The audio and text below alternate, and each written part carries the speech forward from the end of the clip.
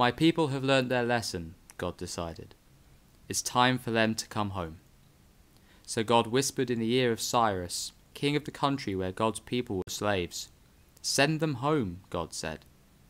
So Cyrus did, and thousands of people returned to Jerusalem. There was a lot of work to do when they got there, rebuilding their houses so that they had somewhere to live, rebuilding the temple so they had somewhere to worship God, rebuilding the walls around Jerusalem so they had somewhere to hide from their enemies. It was hard work. They had no end of problems, and for a long time it looked as if it would never be done.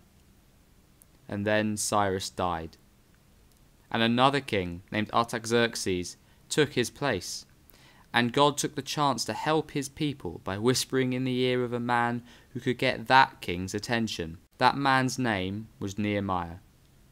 His job was to bring the king his wine each day, and to taste it first, to see that no one had put any poison in it. The king trusted him very much, and was puzzled when Nehemiah arrived one day, cup in hand, with a sad frown on his face.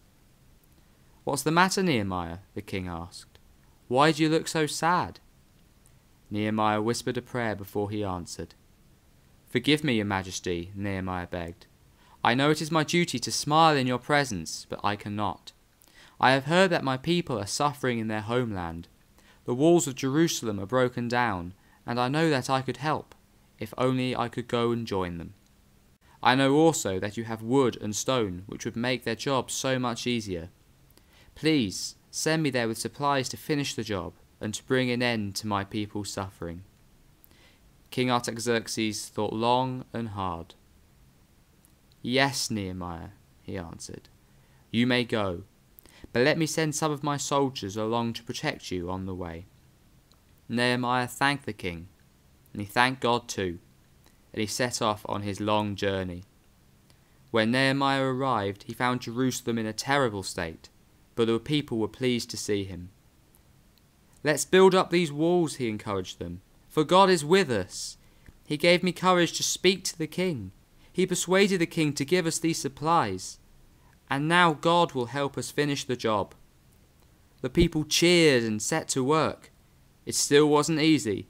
There were enemies to deal with, so sometimes they had to work with a hammer in one hand and a sword in the other. But finally, they finished.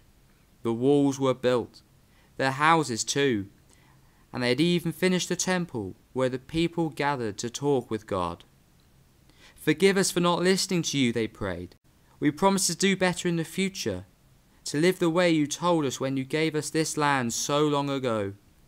Thank you for giving us another chance and for bringing us home at last."